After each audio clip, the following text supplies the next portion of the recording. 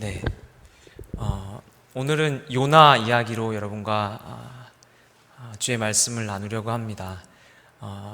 요나 오늘 4장 1절부터 4절까지의 말씀을 읽었는데요. 짧게 1절부터 4절 읽었지만 오늘 요나의 전반적인 삶의 모습을 가지고 그 가운데 하나님이 무엇을 말씀하시는지 잠시 살펴보고자 합니다. 요나는 저와 여러분이 잘 아시는 것처럼 아주 특별한 선지자였습니다.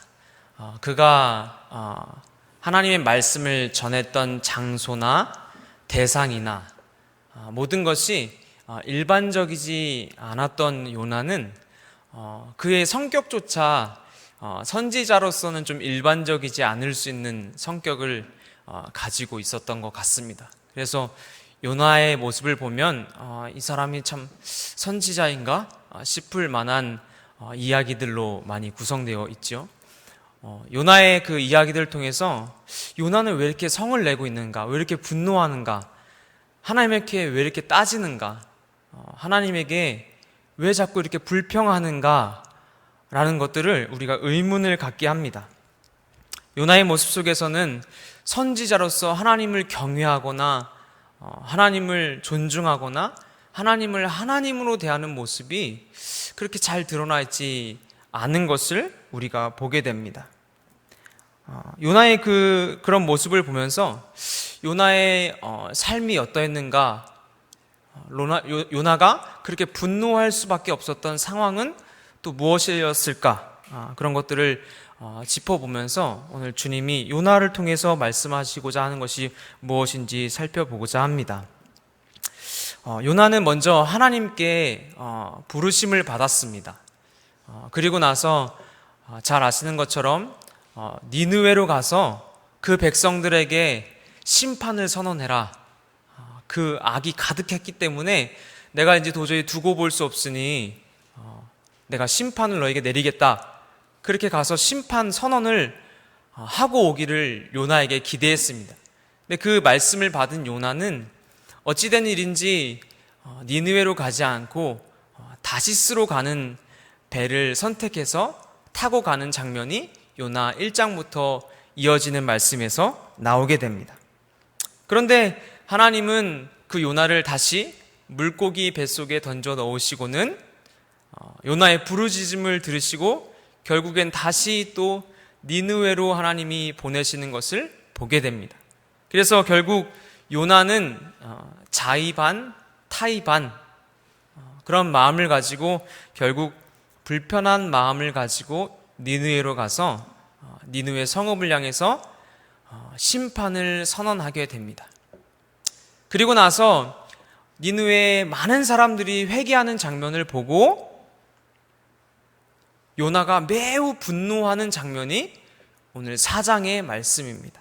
4장 1절에 보면 요나가 매우 싫어하고 성내었다, 이렇게 이야기하는 모습을 보게 되는데요. 요나는 분명히 하나님의 말씀을 전했고 하나님의 말씀을 니느웨 백성들이 들었고 또 그 말씀대로 니느웨 백성들은 큰 자나 작은 자나 다 하나님 앞에 엎드려져서 회개했습니다. 그리고 돌이켜서 그 말씀 앞에 섰을 때 하나님이 그들을 불쌍히 여기시고 그들에게 심판을 유보하시는 장면이 3장 말씀의 후반절에 나오게 됩니다. 이런 장면을 요나가 보고 나서 극심한 분노를 느꼈다. 매우 심히 싫어하고 성을 내었다. 말씀을 주시는 하나님 앞에 어떻게 이렇게 성을 낼 수 있을까? 왜 이렇게 분노했을까? 요나의 삶의 배경을 잠시 살펴보면 요나가 살았던 당시는 아수르 제국이라는 제국이 있었는데요. 그 아수르 제국은 예로부터 매우 잔인하기로 유명했습니다. 그래서 성을 쳐서 파괴시키고 빼앗는 수준이 아니라 거기서 머물고 있던 적군들을 아주 잔인하게 학대하고 망가뜨리는 것을 즐겨한 나라로 굉장히 유명합니다. 그래서 아수르 왕들은 군사적 승리를 기록해둔 것뿐만 아니라 그 승리할 때 적들의 시체를 어떻게 난도질했는지, 어떻게 파괴시켰는지, 그 시체를 어떻게 불태웠는지 그런 자세한 잔인한 부분들을 자세하게 기록한 왕들이었습니다. 그리고 그것을 굉장히 흡족해하고 즐거워했다라는 것들이 고고학적으로 기록으로 발견된 것을 보게 됩니다. 또한 그 유명한 살마네셀 3세라는 왕은 적들에 대한 고문, 또 사지를 절단하거나 목을 베는 장면들을 커다란 돌기둥에 세밀하게 조각하는 것을 기록으로 또 남겨놓았습니다. 그래서 한 이야기를 보면 아수리인들은 적을 사로잡은 후 희생자의 친구와 가족들에게 사랑하는 사람의 잘린 머리를 장대에 매달고 행진하게 하는가 하면 포로들의 혀를 잡아 뽑고 밧줄로 그들의 몸을 잡아 당겨 산채로 가죽을 벗기거나 그 가죽을 성벽에 전시하는 것도 매우 즐겨했다고 나와 있습니다. 이런 잔인한 나라가 요나가 살던 그 당시에 이스라엘과 사마리아 성읍에 침략해서 파괴시키는 일들이 일어나게 됩니다. 이런 아수르의 잔인한 모습, 치명적이게 아주 이스라엘들을 망가뜨리는 모습들을 보았던 요나는 아마 어려서부터 이 아수르에 대한, 특별히 아수르 수도 니느웨에 대한 그 증오심과 격렬한 저항감이 마음속에 분노로 가득 차 있었을 것입니다. 그래서 요나는 마치 애국 투사처럼 어떻게 하면 니느웨가 망할까? 어떻게 하면 니느웨를 무너뜨릴 수 있을까? 오히려 그런 쪽으로 생각하던 요나였을 터인데 하나님은 요나를 부르셔서는 니느웨로 가서 하나님의 말씀을 선포하라고 하시니 요나 입장에서는 그 마음이 어땠을지 짐작할 수 있을 것입니다. 니느웨로 가라는 하나님의 말씀은 요나에게는 그냥 그렇게 쉽게 순종할 수 있는 문제가 아니었던 것 같습니다. 그래서 니느웨로 가서 심판을 선언하라는 하나님의 말씀을 끝끝내 순종하지 못하고 다시스로 가게 되는 배를 타게 되었던 요나의 근본적인 이유도 이 니느웨를 향한 아픔들이, 이스라엘을 공격했던 이 니느웨에 대한 증오심들이 그 마음에서 여전히 해소되지 않았기 때문일 것입니다. 그러나 결국 요나는 하나님의 말씀에 순종해서 심판을 선언합니다. 그러나 이 심판의 선언은 요나가 니느웨 백성이 회개하기를 바라는 마음에서 했던 것이 아니었음을 오늘 2절의 말씀에서 알 수 있습니다. 여호와께 기도하여 이르되 여호와여 내가 고국에 있을 때에 이러하겠다고 말씀하지 아니하였나이까. 그러니까 요나는 이미 고국에 있을 때 하나님이 니느웨로 가라 하실 때에 니느웨 백성들이 그 심판 선언을 듣고 목이 완악해져서, 목이 굳어져서 그냥 그대로 악한 일을 행했으면 좋겠었는데 행여나 그들이 회개하여서 돌이킬 것을 걱정했던 것이죠. 그러니까 요나는 하나님의 말씀이 그들에게 심겨져서 그들이 변화되는 것을 두려워했던 것입니다. 왜 두려워했냐 하면 요나의 마음 가운데 자기가 선지자로 부름받았지만 자기가 그렇게 선언함으로 인해서 니느웨가 회개하였을 때 자기의 동족들이 자기를 어떻게 바라볼 것인가? 자기의 터전을 무너뜨리고 파괴하였던 니느웨 백성들, 자기의 가족들을 잔인하게 살해하였던 니느웨 백성들에게 심판이 내려지기를 기다리고 있는데 요나가 심판을 선언한 후에 회개해서 하나님이 그 심판을 유보하신다는 그 얘기를 동족들이 듣게 되면 동족들이 자기를 어떻게 볼 것인가? 또 자기 스스로도 니느웨가 망하기를 바라는 마음이 더 강했는데 니느웨가 돌이켜서 하나님의 멸망의 손길에서 벗어나면 어떻게 할까? 그런 이런저런 마음들이 가득 차 있던 요나에게 니느웨 백성들, 왕에서부터 짐승에 이르기까지 모두가 하나님 앞에 엎드려져서 회개한 모습을 보고 하나님 앞에 영광 돌리고 12만이나 되는 그 수많은 사람들이 하나님 앞에 굴복하고 회개했다는 그 기쁨보다는 분노가 그 마음에 더 가득 차올랐던 것입니다. 그러면서 요나는 아마 이렇게 질문했을지도 모르겠습니다. 하나님은 분명히 이스라엘과 니느웨는 상종할 수 없는 원수지간인 것을 아실 텐데 왜 그들에게 회개할 여지를 주셨을까? 왜 나로 하여금 니느웨를 용서할 수 없는 내 안에 차고 넘치는 분노가 있는데 하나님은 그것을 아실 터인데 왜 나로 하여금 이곳을 보내시고 이들에게 회개하라 말하실까? 도대체 이스라엘의 원수인 니느웨에게 왜 하나님은 하나님의 백성인 이스라엘의 손을 들어주지 않고 오히려 그들을 구원하기를 원하실까? 도대체 왜 나의 원수를 그들이 하나님께서 살려주시는가? 이런 질문이 요나의 속에서 아마 멈추지 않고 떠올랐을 것입니다.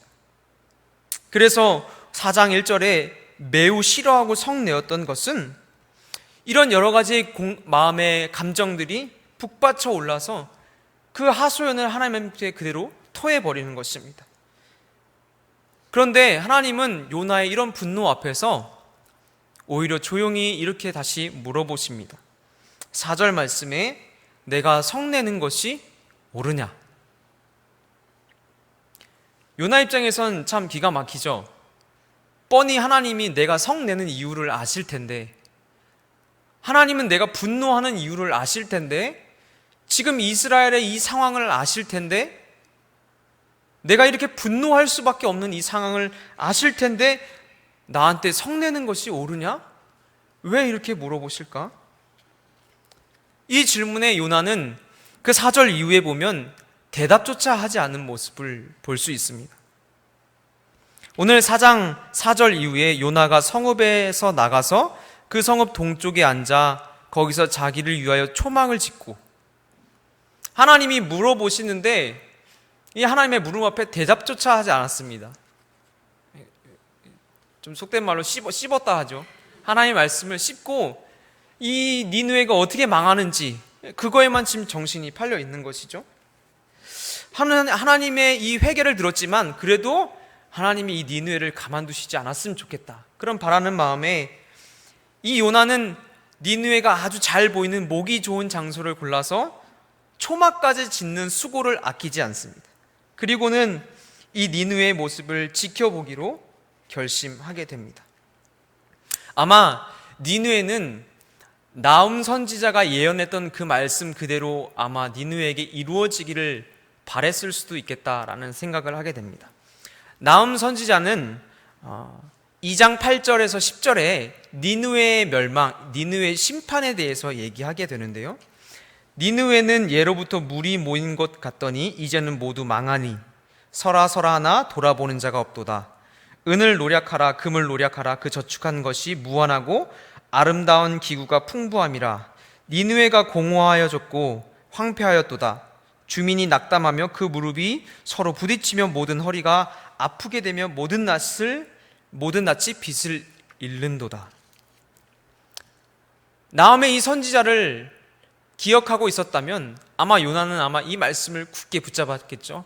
하나님은 분명히 니느웨를 심판하실 것이다. 나의 원수에게 보복해 주실 것이다. 아마 니느웨는 이런 마음으로 자기 모습 그대로 초막을 짓고 그 안에 앉아서 니느웨가 어떻게 되는지 바라보았던 것 같습니다. 그런데 하나님은 또 특이한 일들을 요나에게 연출하시는데요. 우리가 잘 아는 것처럼 초막을 짓고 쉬고 있는 요나에게 하나님은 박넝쿨이라는 식물을 자라나게 하십니다. 그 식물을 자라나게 하셔서 요나의 햇빛을 피할 수 있는 넓은 그늘을 만들어주게 되지요. 그런데 하나님은 그 그늘을 주시자마자 또 얼마 안 되어서 박넝쿨을 빼앗아 가십니다. 그러자 요나의 분노가 아주 업그레이드 되죠. 안 그래도 열받는데 하나님이 더 열받게 하셨습니다. 그래서 요나는 또 얘기합니다. 죽이십시오. 더 사람 뭐합니까? 저를 죽여주십시오라고 또다시 하나님 앞에 자기의 생명을 빼앗아 가라고 요구하고 있습니다.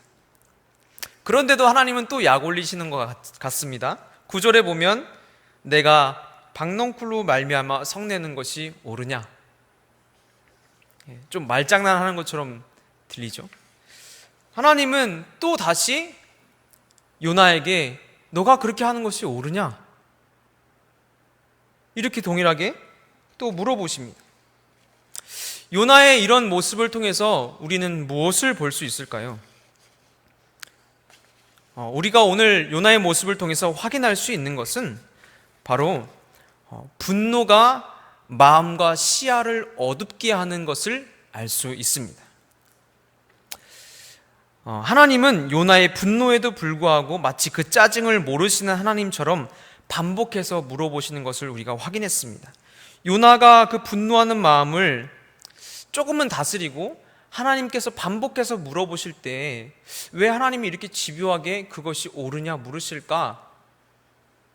분노를 조금 다스리고 하나님의 질문에 조금 더 집중했다면 하나님이 왜 나에게 반복적인 질문을 하실까? 왜 옳으냐고 물어보실까? 내 이 상황을 다 아시는 하나님이 다 아심에도 불구하고 왜 물어보실까? 라고 나의 분노를 잠시 내려놓고 하나님 앞에 질문을 던졌다면 조금 더 좋은 결과가 있었을 수도 있겠습니다.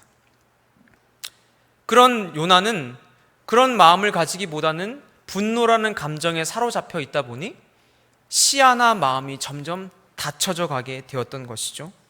그래서 작은 박넝쿨이 피고 지는 것 하나에도 감정이 천국과 지옥을 왔다 갔다 하는 요나의 모습을 우리는 확인할 수 있습니다. 요나는 분노라는 감정에 함몰되어 말씀하시는 그분이 하나님인 것조차 점점 잊어가는 모습을 우리는 확인할 수 있습니다. 우리의 삶에서 때로는 하나님이 이해할 수 없는 질문과 상황을 우리에게 연출하실 때가 있습니다. 그러나 우리는 그때에도 우리에게 말씀하시고 우리에게 연출하시는 그분은 하나님이신 줄을 잊지 말아야 될 것입니다. 우리는 늘 하나님이 하나님이심을 잊지 않아야 우리 가운데 오는 어떤 어려운 상황 가운데서도 분노나 슬픔에 우리의 마음을 아주 빼앗기지 않고 그 속에서 하나님이 나에게 무엇을 말씀하실까라는 것을 질문할 수 있게 되는 것입니다. 그래서 요나처럼 심히 싫어하고 성내는 마음을 하나님께 드리기보다는 하나님, 나에게 도대체 무슨 말씀을 하시고자 하십니까? 라고 물어보게 되는 저와 여러분 되기를 소망합니다. 요나가 이러한 태도를 보인 것은 니느웨를 멸망시키지 않고 용서해 주신 그 사실 때문인데, 요나가 이렇게 하나님 앞에 성내고 분노할 때의 말씀이 1절에 우리가 읽었던 1절의 말씀에 요나가 심히 싫어하고 노했다 이렇게 전하고 있는데요, 이 말씀을 히브리어 원어의 뜻에서 보면 심히 싫어한다 이 말을 큰 악으로 번역하게 됩니다. 근데 이 악이라는 이 단어는 니느웨의 악을 지칭할 때의 그 단어 그대로입니다. 그러니까 하나님이 니느웨를 바라볼 때에 심한 악으로 심판하실 수밖에 없던 그 상황을, 그 악을 요나가 오늘 4장 1절에서 그와 같은 악으로 하나님을 대했다, 그와 같은 큰 악으로 하나님을 마주했다라는 것을 4장 1절에서 말하고 있는 것입니다. 니느웨를 싫어하고 니느웨를 증오했던 요나의 마음에 어찌된 일인지 니느웨가 가지고 있던 하나님이 보실 때 그 싫어하는 큰 악이 어느샌가 요나의 마음에 자리 잡았던 것입니다. 우리는 누군가를 판단하거나 비판할 때 늘 이것을 조심해야 합니다.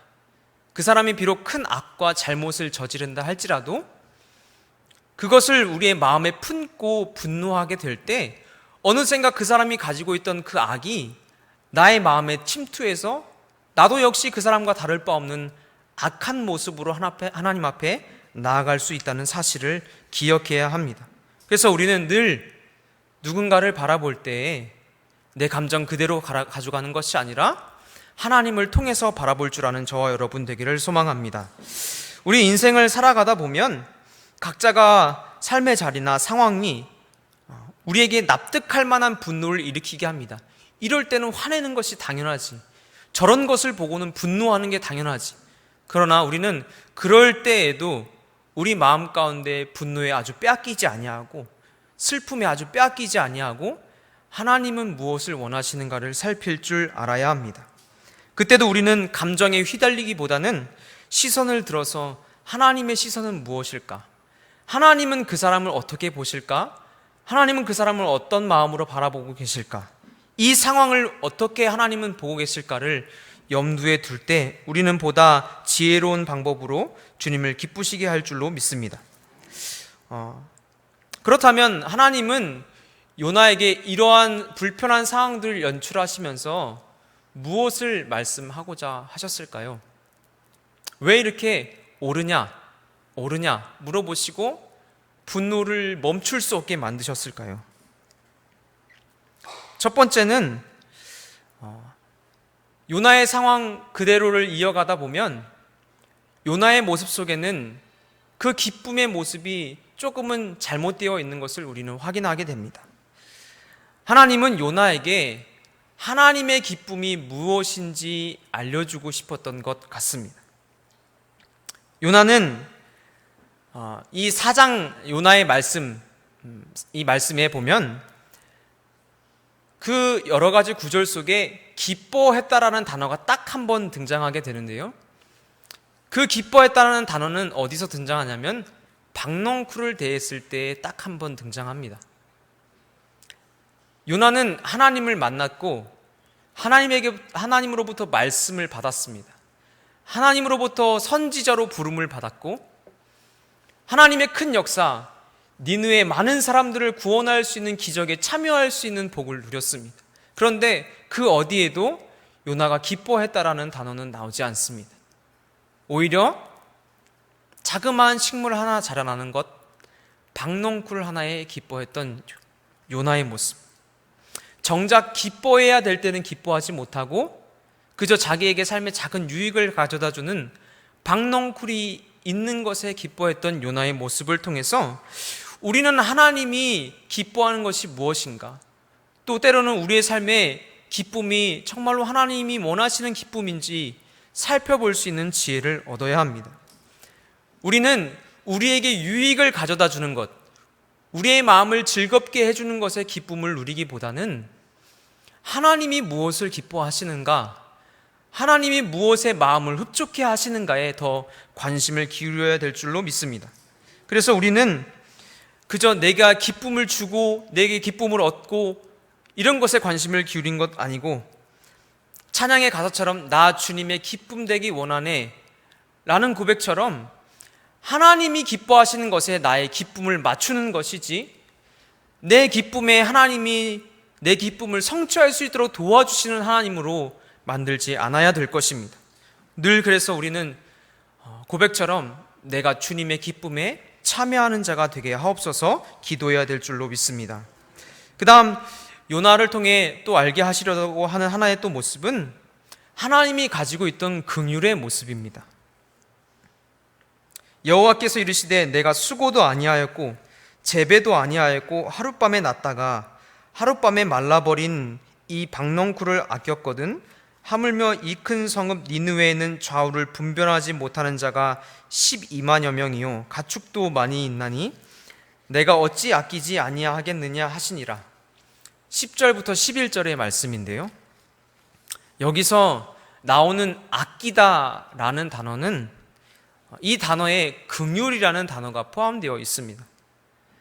그러니까 다시 말하면 이 글을 좀 바꾸어 읽으면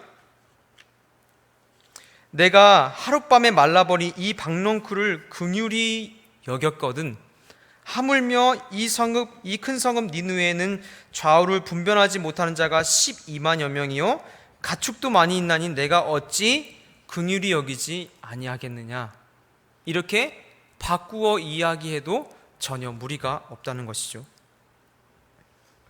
하나님은 요나에게 너는 식물을 긍휼히 여기는데, 너는 식물이 상한 것에 슬퍼하는데, 나는 내 슬퍼하는 것은 거기에 있지 않다. 지금 그렇게 얘기하시는 것이죠. 긍휼이라는 것은 누구 또는 무엇으로 인해 슬퍼하고 마음이 무너져서 우는 것을 의미합니다. 그러니까 지금 요나는 박넝쿨 한 자락에 그 마음이 긍휼함이 애착이 가 있는 것이죠. 그것 때문에 슬프고, 그것 때문에 기쁘고, 그것 때문에 마음이 울적해지고, 박넝쿨 때문에 내 마음이 오고 가는 것입니다. 그런데 하나님은 요나에게 그것을 지금 지적하고 계시는 것입니다. 너는 너의 마음이 박넝쿨의 긍휼한 마음은 있으면서 왜 좌우를 분별하지 못하는 이 12만여 명이나 되는 이 백성들에게는 그 긍휼의 마음이 1도 없느냐? 너는 너를 가려주는 식물 때문에 슬퍼하지만 나는 사람들을 긍휼히 여긴다. 이렇게 이야기하시는 것이죠. 하나님이 긍휼히 여긴다라는 이 말 안에는 생각보다 더 큰 의미가 내포되어 있습니다. 창세기 6장 6절 말씀에도 비슷한 내용이 언급되고 있는데요. 땅 위에 사람 지으셨음을 한탄하사 마음에 근심하시고, 여기서 근심하셨다, 이 내용 안에도 긍휼히 여기셨다라는 내용이 들어가 있습니다. 그러니까 하나님이 이 땅에 악을 내려다 보실 때에 그 마음에 분노도 있으셨겠지만 그 한가운데는 마음에 고통이 가득 차 있다. 이 세상을 내려보면서 긍휼의 마음이 가득 차 있었다라는 것을 창세기 6장 6절이 말하고 있는 것입니다. 또한 그 말처럼 니느웨에서 벌어지는 일에 대해서 내가 마음이 쓰인다. 그 일로 내가 슬프다. 그 때문에 내 마음이 무너진다라고 지금 요나에게 이야기하고 있는 것입니다. 나는 이 도시 때문에 울고 슬퍼한다. 그런데 너는 왜 그렇게 하지 않느냐? 너가 나의 선지자라면 너에게는 왜 나의 긍휼이 없느냐? 라고 말씀하시는 하나님의 음성이 요나에게 전달되고 있는 것입니다. 하나님은 니느웨 백성들을 심판에서 건져내는 것만큼 중요하게 생각했던 것은 무엇이냐면, 바로 이 하나님의 선지자라 일컬음으로 받는 이 요나가 하나님 앞에서 하나님의 마음을 가지고 하나님의 이야기를 전달했으면 하는 그 중요한 마음을 요나에게 갖고 있었던 것입니다. 인류를 향한 하나님의 마음이 하나님의 선지자였던 요나에게 있어야 하는데, 자기에게 유익을 주는 박넝쿨에게는 긍휼한 마음이 있으면서 어찌 내가 기뻐하고 아끼고 슬퍼하는 이 백성들을 향해서는 긍휼한 마음이 1도 없는가? 그래서 주님은 오늘 요나에게 반복해서 물으십니다. 말씀하십니다. 옳으냐? 그것이 옳으냐? 너가 하는 행동이 옳으냐? 너의 방법이 옳으냐? 너의 선택이 옳으냐? 계속해서 요나에게 물어보시면서 하나님은 요나에게 내 마음을 전달하고 있었던 것입니다. 하나님의 마음을 전달하면서 요나에게 하나님의 마음을 가진 선지자가 되기를 원했던 것입니다.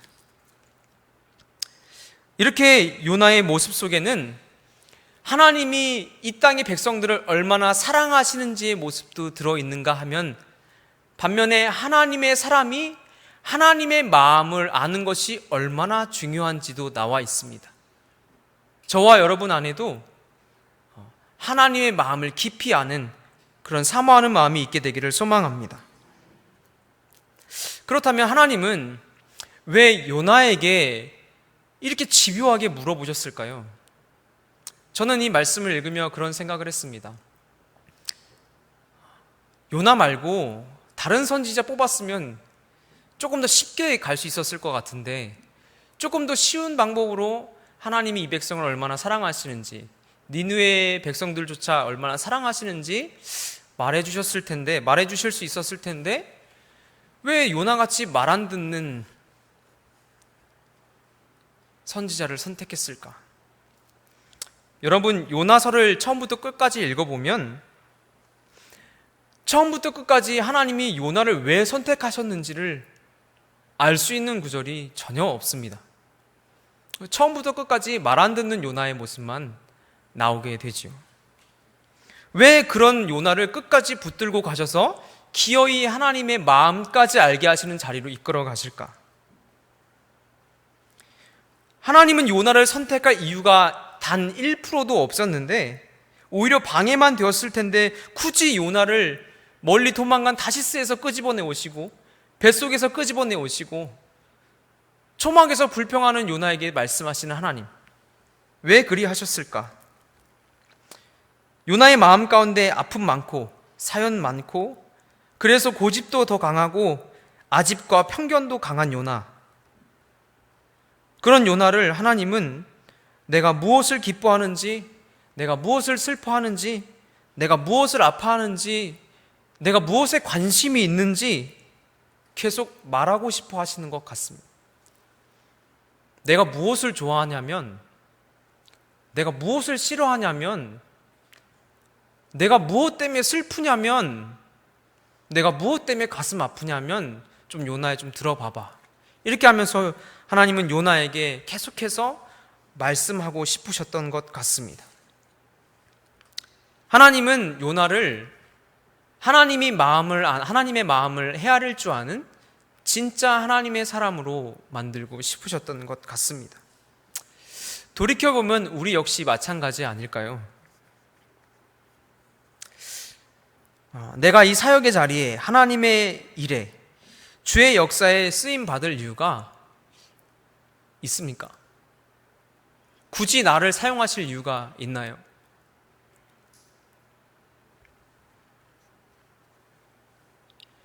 저 역시 이렇게 말씀을 준비하면서 생각해 보았습니다. 나를 사용하실 이유가 있는가?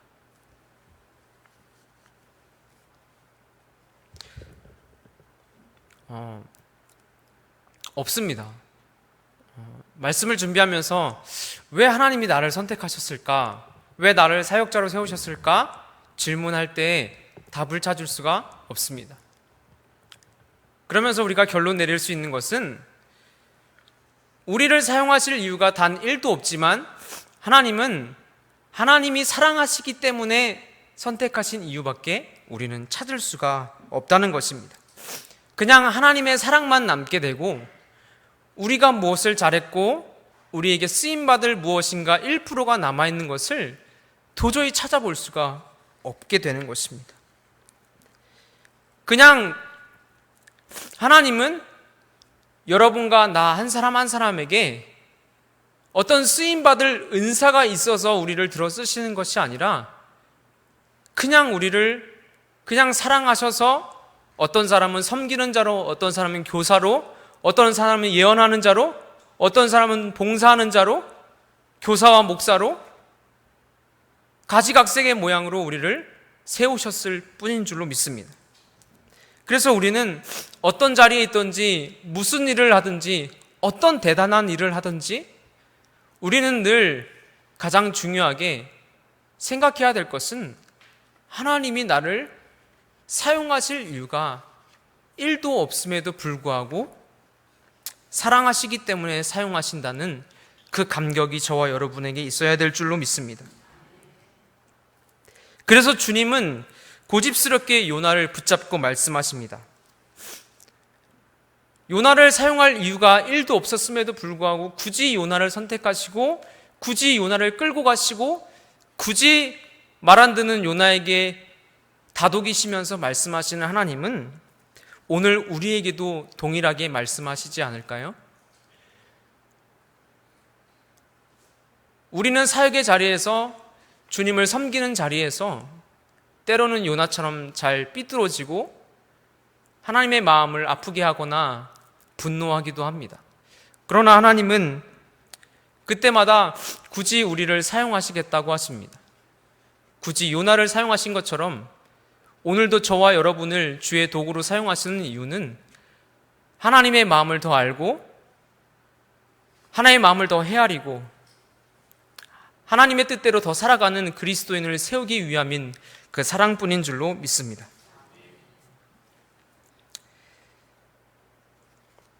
그래서 요나는 그 마무리에 어떻게 그 삶의 모습이 마무리되었는지 쓰지는 않았지만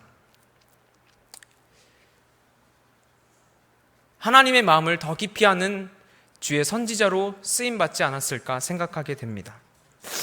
우리는 요나서의 모습처럼 우리 모습 자랑할 것, 쓰여질 것이 없을 수도 있습니다. 오히려 그게 또 당연할 것입니다. 그러나 우리가 이 말씀을 기억하면서 쓰임받을 이유가 전혀 없음에도 불구하고 우리를 사용하여 주시고 자녀 삼아 주시고 우리를 세상 가운데 복의 통로로 사용하시는 주님만 높이며 걸어가게 되었으면 좋겠습니다. 말씀을 정리하려고 합니다. 오늘 요나의 이야기로 잠시 이야기를 나누었는데 우리는 분노하고 짜증내고 도망가는 요나를 고집스럽게 쫓아가면서 말씀하시는 하나님의 모습을 보았습니다. 이리 튕겨나가고 저리 튕겨나가고 분노하고 짜증내고 죽여달라고 성을 박박내고 하나님이 무엇을 말씀하시고자 하는지는 전혀 관심 없고 내가 무엇을 원하는지만 하나님께 하소연하는 요나의 모습을 보았습니다. 그런데 하나님은 그런 요나를 굳이 사용하셔서 하나님의 도구로 하나님의 마음을 아는 자로 하나님이 무엇을 기뻐하시는지 내가 무엇을 슬퍼하는지 가슴 아파하는지 내가 무엇을 원하는지 내가 영혼을 얼마나 사랑하는지 내가 그것에 얼마나 더 깊은 관심이 있는지 친절하게 상황을 통해 알려주십니다. 내가 좋아하는 것은 말이다. 내가 무엇을 기뻐하냐면 내가 무엇 때문에 마음이 아픈가 하면 하고 오늘도 저와 여러분에게 말씀하시는 줄로 믿습니다. 우리는 그냥 예배에 나와서 주를 향한 의무를 채우는 것보다 더 중요한 것은 하나님이 무엇을 기뻐하시는가, 무엇을 좋아하시는가, 하나님이 무엇을 그렇게 슬퍼하시는가, 무엇을 그렇게 아파하시는가를 알아가는 것이 더 중요한 것인 줄로 믿습니다. 그리고 그 안에서 나를 선택할 이유가 전혀 없었음에도 불구하고 오늘 우리를 하나님의 도구로 불러주셔서 끝까지 우리를 끌고 가시며 그 마음을 깨닫게 하시고 주의 마음으로 주의 길에 동참하게 하시는 주님을 바라보며 늘 감사로 주님 앞에 나아가는 저와 여러분 되기를 소망합니다. 우리 찬송 한 장 하시고 기도하다 하도록 하겠습니다. 찬송가 453장입니다.